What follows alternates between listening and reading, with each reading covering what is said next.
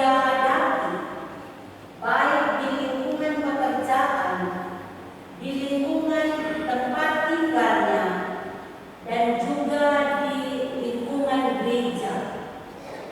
Pasti saja ada orang-orang yang diperhadapkan dengan masalah-masalah atau persoalan-persoalan sehingga terkadang seseorang ini dipojokkan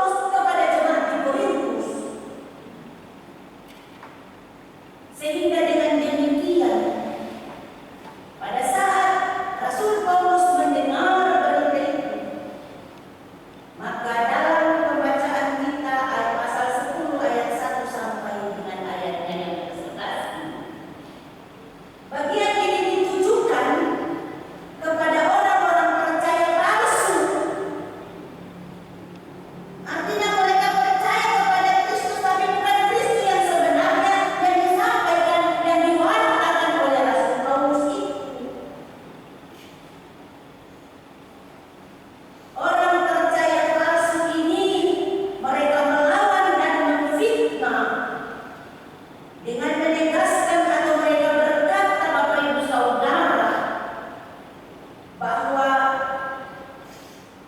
Rasul Paulus itu dia berani kalau dia hanya lewat tulisan saja. Tapi dia tidak berani kalau berhadapan muka dengan jemaat pada ayatnya yang ke-10 dan 11. Sebab kata orang surat-suratnya memang jelas dan keras, tetapi bila berhadapan muka sikapnya lemah dan perkataan-perkataannya tidak berarti. Artinya mereka mengatakan bahwa Rasul Paulus itu tidak konsisten.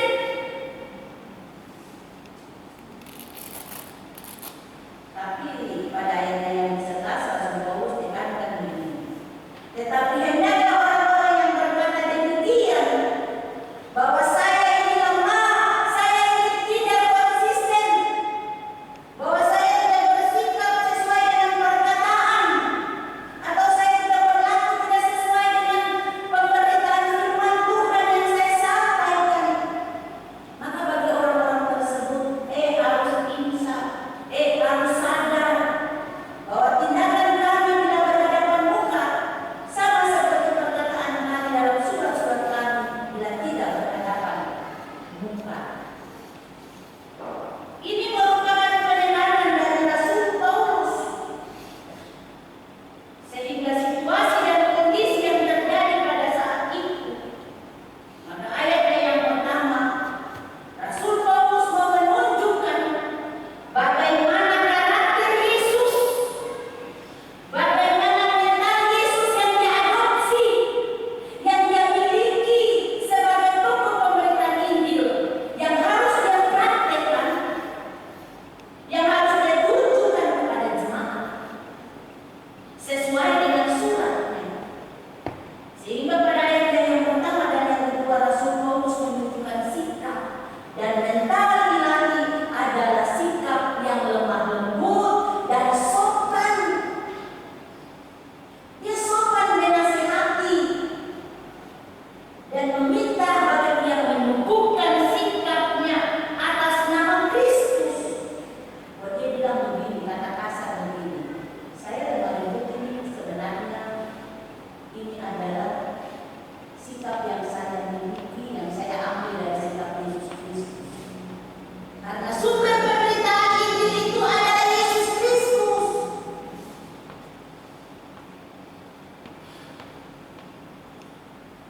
Sehingga pada ayatnya yang kedua itu dia bilang, aku memperlihatkan kamu demi Kristus yang lemah lembut dan ramah. Seseorang yang memiliki sikap dan mental ilahi akan tetap dalam kelemah lembutannya.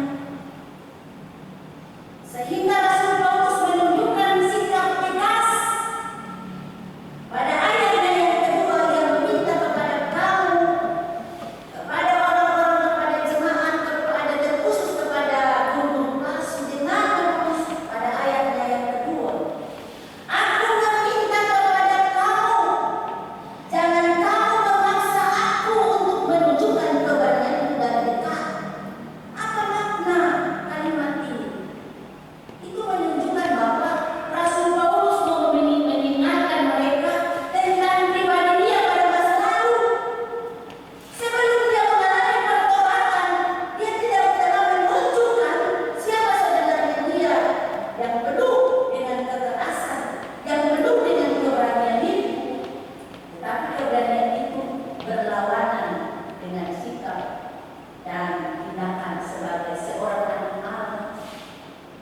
Karena dia belum bertobat, dia bilang, jangan paksa saya berusaha begini, jangan paksa. Tapi maksud daripada pernyataan kalimat ini, firman ini, ayat ini, bahwa walaupun kamu memaksa aku karena aku ini bukan yang dulu lagi, aku ini telah mengalami suatu pertobatan. Jadi sikapku, mentalku adalah sikap dan mental ilahi. Jadi masalah-masalah penghujat, kamu fitnah kayak itu tidak ada masalah bagi saya. Itu biasa saja. Karena dia memiliki sikap dan mental ilahi. Maka kalau kita belajar dari Galatia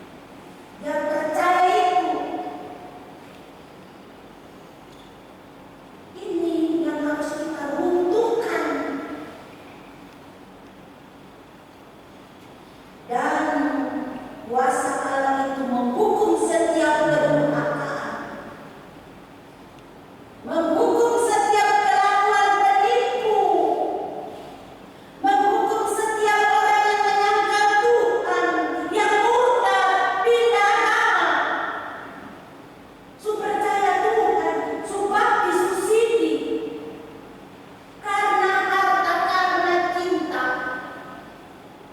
mau menikmati kemewahan sesaat, pergi dan meninggalkan Tuhan. Iman. Barang siapa yang menyangkal aku di dunia, aku akan menyangkal dia di hadapan Bapa-Ku. Itu mutlak yang disampaikan oleh Yesus Kristus. Jadi tidak main-main dalam hal ini. Satu kali percaya, selamanya percaya. Satu kali mengaku, selamanya mengaku bahwa Yesus adalah Tuhan, Yesus adalah Juru Selamat. Bagian yang terakhir ayat 7 sampai ayat yang ke-11. Bapak Ibu, bagian akhir ini memberikan penegasan dalam prinsip dan sikap Rasul Paulus terhadap pengajarannya yang terbukti bukan untuk menjatuhkan, bukan untuk melemahkan, tetapi untuk membangun. Karena itu ia meminta agar mereka para lawannya melihat apa yang telah ia kerjakan dengan bangga dan berbesar hati. Ia menyatakan pada ayatnya yang ke-8, bahkan jikalau aku agak berlebih-lebihan bermegah atas kuasa yang dikaruniakan Tuhan kepada kami untuk membangun dan bukan untuk meruntuhkan namun, maka dalam hal itu aku tidak akan mendapat malu. Maka dalam hal itu Bapak Ibu, Paulus bangga dengan kuasa Allah yang dia miliki. Paulus menyatakan apapun masalah persoalan dia tetap teguh dalam kuasa Allah. Dia tidak akan berlebih-lebihkan atau membesar-besarkan pekerjaannya. Sehingga dalam bagian ini tindakan yang akan diambil sama seperti ketegasan dalam suratnya. Karena apa yang dia katakan Bapak Ibu Saudara sama seperti apa yang dia kerjakan. Jadi perkataan harus sesuai dengan perbuatan. Jangan bicara lain, berbuat lain. Jangan melihat saudara atau orang-orang seiman kita, mereka sukses, mereka berhasil, lalu kita iri, kita berusaha untuk menjatuhkan, sehingga kita bukan susah melihat orang senang dan senang melihat orang susah. Membangun dengan memahami kekurangan, membangun dengan memperbaiki kesalahan, membangun dengan memberi semangat, dorongan positif. Saat saudara bahkan lawan jatuh, kita tidak bilang begini, syukur, oh dapat, tobat dong. Apakah itu ada pada diri kita? Jemaat Bapak tidak mungkin, karena semua sudah memiliki mental dan sikap ilahi. Jemaat kita akan berkata, mari, apa yang menjadi masalah? Mari kita berdoa bersama supaya kita mendapat kekuatan. Apa susahnya? Bolehkah saya tahu? Itu yang harus keluar dari orang-orang yang sudah percaya kepada Kristus, bukan sebaliknya. Kita harus membangun, kita harus menolong, kita harus menopang. Itulah ciri khas kita. Ciri khas kita beda dengan orang lain. Bapak Ibu Saudara, apa makna firman Tuhan bagi kita?